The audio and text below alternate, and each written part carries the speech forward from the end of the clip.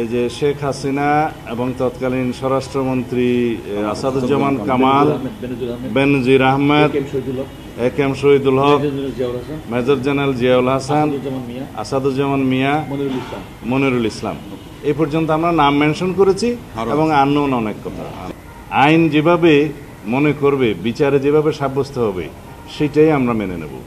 আমি তো চাইব সর্বোচ্চ সাজা হোক, কিন্তু আইন আদালত সেটা সিদ্ধান্ত নেবে যে কোন সাজা তাদেরকে প্রমাণ করা হবে, দেয়া হবে, এবং কিভাবে আমরা প্রমাণ করতে পারলাম সেটার উপর নির্ভর করবে।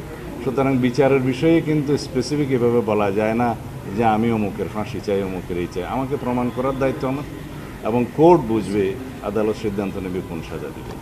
দুজনের নাম তো বললেন, আর বাকি 5 জনের নাম কি বলা যাবে অভিযুক্ত? আমার প্ল্যান্টের মধ্যে যতটুকু আছে।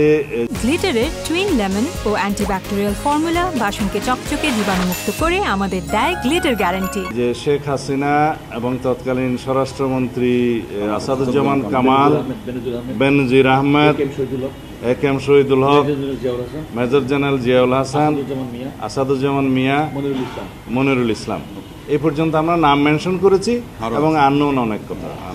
জুলাই আগস্টের শহীদদের রক্তের আকাঙ্ক্ষা, সমগ্র জাতির প্রত্যাশা, এই জনগণের প্রত্যাশা, ন্যায় বিচার প্রতিষ্ঠা করতে হবে।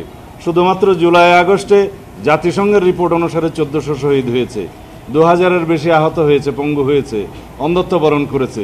বিগত 15-16 বছরে 7188 জন আমার হাতে তালিকা আছে যারা বিভিন্ন রকমের পারসিকিউশনের মাধ্যমে হয় মৃত্যুবরণ করেছে, হত্যা করা হয়েছে।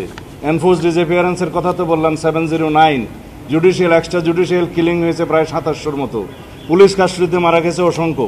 এইভাবে যারা নির্যাতিত হয়েছে, যারা নির্বাসিত হয়েছে, যারা কারাবাসে গিয়েছে, যারা অন্ধত্ব বরণ করেছে, চিরতরে অপঙ্গত্ব বরণ করেছে, শিকার হয়েছে হত্যাকাণ্ডের, এগুলো সবগুলোর বিচার করা হবে ইনশাআল্লাহ।